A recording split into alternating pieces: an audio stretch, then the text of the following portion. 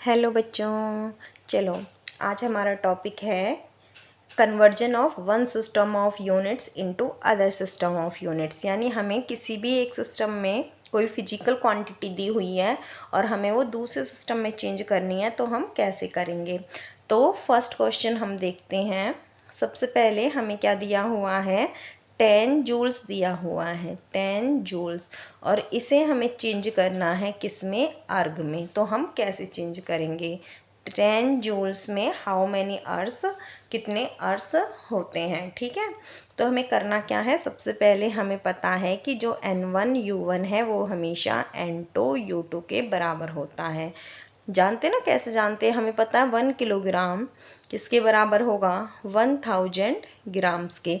यानी यूनिट यहाँ पे किलोग्राम थी, यहाँ पे ग्राम है। यहाँ N1 की वैल्यू 1 है, N2 की वैल्यू 1000 है, तो N1 U1 N2 U2 के बराबर होता है। अब हमें पता होना चाहिए कि जूल हमारी यूनिट किसकी है। तो हमें पता है जूल हमारी किसकी यूनिट है, एनर्जी या वर्क डन की यूनिट है। अब ध्यान रखना कि इसके कई तरीके हैं, लेकिन हम यहाँ क्या पढ़ रहे हैं, हम पढ़ रहे हैं डायमेंशनल एनालिसिस का यूज। तो हमें डायमेंशनल एनालिसिस का यूज करके इसको कन्वर्ट करना है। तो डायमेंशन एनालिसिस अगर हम करें तो हमें पता है कि जो जूल है वो किसकी यूनिट है, वो यूनिट है वर्क की। और वर्क का डायमेंशनल कितना होता है, वर्क का डायमेंशन हमें पता है, वर्क किसके बराबर होता है, फोर्स इनटू में डिस्प्लेसमेंट। और फोर्स का डायमेंशन भी हमें पता है, एम में मास इनटू एक्सेलरेशन। तो फोर्स कितनी होती है, मास इनटू एक्सेलरेशन। तो अब यहाँ से अगर हम निकाल, वैसे हमें सीधा याद है W वर्क डन का कितना होता है, M1L2 T-2, लेकिन हम बार बार करेंगे ताकि आपके दिमाग में अच्छे से चीज़ें सेट हो जाए। मास का M, एक्सेलरेशन का L1 T-2, और जो D है डिस्टेंस है उसका भी कितना हो गया, L हो गया। तो टोटल कितना हो गया हमारे पास वर्क डन का डायमेंशन, वर्क डन का डायमेंशन हो गया हमारे पास M1L2 T-2। तो यहाँ पे ये जो एवरेज पावर है ये A होती है, ये B होती है, और ये T की जो पावर है ये C होती है। तो हमारे पास यहाँ पे A की वैल्यू कितनी आ गई, A की वैल्यू आ गई 1, B की वैल्यू कितनी आ गई, 2 आ गई, और C की वैल्यू कितनी आ गई, -2। अब हमें क्या करना है, जो हमारा SI सिस्टम है उसमें जूल्स होती है वर्क डन की यूनिट। तो अगर हम SI सिस्टम की बात करें तो यहाँ पे जो हमारा मास होता है वो किस में दिया होता है, किलोग्राम में। और जो हमारी लेंथ होती है वो किस में दी होती है, मीटर में। और जो हमारा टाइम होता है वो किस में दिया होता है, सेकंड में। और अगर हम CGS की बात करें, CGS सिस्टम की, क्योंकि हमें पता है जो अर्ग है वो CGS सिस्टम में होता, अर्ग में चेंज करना है ना, तो वहाँ पे मास क्या होता है, किस में होता है, ग्राम में। लेंथ किस में होती है, लेंथ होती है सेंटीमीटर में। और टाइम किस में होता है, सेकंड में। अब हमें यहाँ पे पता है N1 की वैल्यू कितनी दी हुई है, 10, क्योंकि 10 जूल्स है। और N2 की वैल्यू हमें क्या करनी है, फाइंड आउट करनी है कि कितनी वैल्यू यहाँ पे आएगी। तो अब हमें पता था कि हमारा फॉर्मूला क्या था, N1 U1 is equal to N2 U2। तो यहाँ पे जो मास है SI यूनिट में M1, ये L1, ये T1, और इसका जो मास M2, इसका L2 और इसका T2। तो यहाँ से हमारे पास क्या वैल्यू हो गई, N1 की वैल्यू थी 10,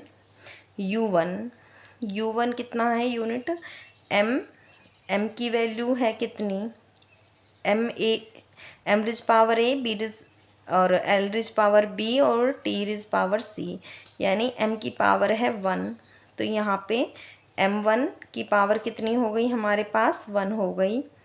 और L1 की पावर कितनी हो गई हमारे पास, इसकी पावर हो गई हमारे पास B कितनी है हमारे पास, 2 है।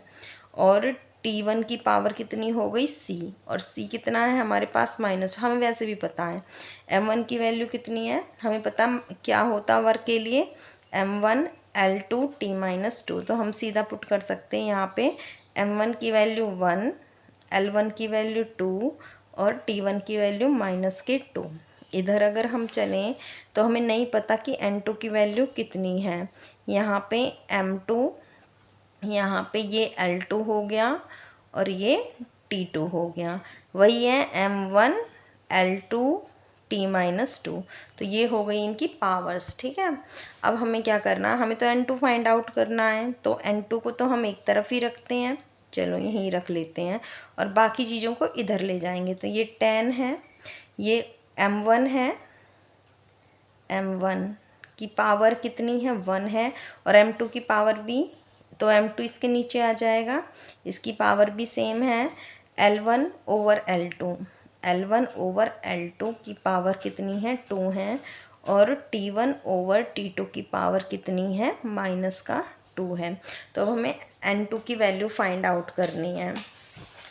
तो यहाँ पे कुछ भी नहीं करना, हमें पता है हमारे पास N2 कितना आ गया। हमारे पास यहाँ से N2 आ गया है कितना, N2 आ गया हमारे पास M1 ओवर M2 की पावर, यहाँ पे N1 है, इसकी पावर A थी यानी 1, L1 ओवर L2 की पावर 2, और T1 ओवर T2 की पावर -2।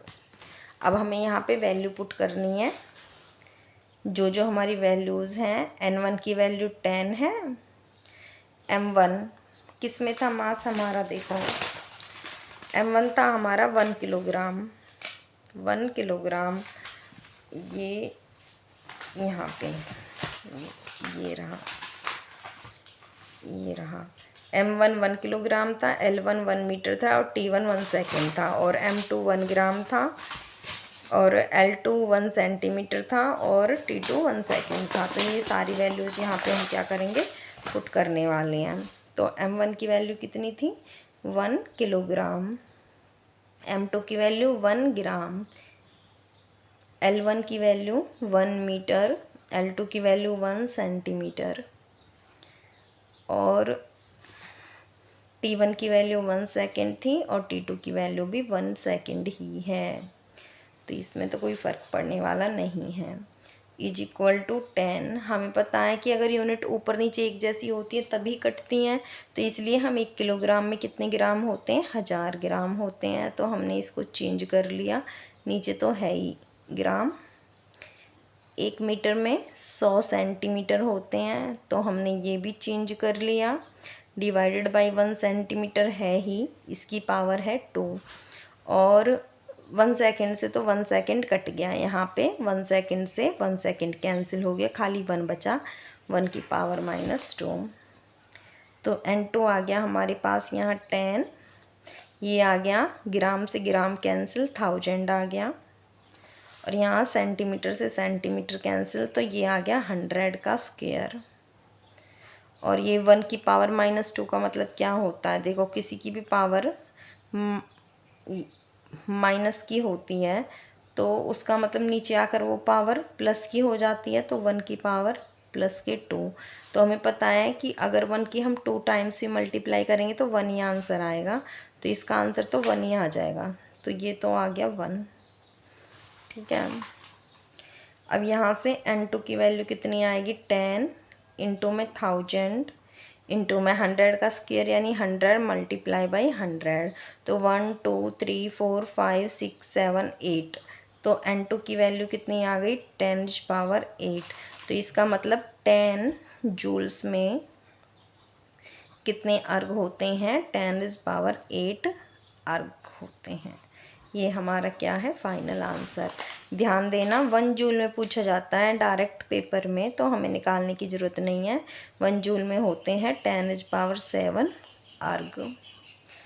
और अगर डायमेंशन एनालिसिस का वो कह के ना दे हमें, अगर हमारा कॉम्पिटिटिव एग्ज़ाम है तो हम डायरेक्ट ही, हमें याद भी है आंसर, लेकिन अगर हम भूल भी जाते तो हम डायरेक्ट कर सकते हैं। हमें पता है कि 1 जूल में क्या होता है, 1 जूल किसके बराबर होता है, 1 किलोग्राम मीटर स्क्वायर पर सेकंड स्क्वायर के। और ये किसके बराबर होता है, जो अर्ग होता है, अर्ग हमें निकालने कितने अर्ग हैं, तो मान लो N2 अर्ग हैं, तो एक अर्ग में होता है 1 ग्राम और सेंटीमीटर का स्क्वायर ओवर में सेकंड स्क्वायर। अगर हमें डायरेक्ट करना है तो बता रही हूँ, यहाँ से 1 किलोग्राम में 1000 ग्राम होते हैं। 1 मीटर स्क्वायर में कितने सेंटीमीटर होते हैं? 1 मीटर में 100 सेंटीमीटर, तो 100 सेंटीमीटर स्क्वायर है तो 2 बार 100 सेंटीमीटर डिवाइडेड बाई सेकंड का square is equal to N2। ये ग्राम ही है, ये सेंटीमीटर का स्क्वायर है, यानी सेंटीमीटर इंटू सेंटीमीटर ओवर में सेकंड का स्क्वायर। सेकंड के स्क्वायर से सेकंड का स्क्वायर कैंसिल, ग्राम से ग्राम कैंसिल, 1 सेंटीमीटर और सेंटीमीटर का स्क्वायर हो गया, सेंटीमीटर का स्क्वायर कैंसिल। तो ये क्या है, N2 की वैल्यू आ गई 1 2 3 4 5 6 7।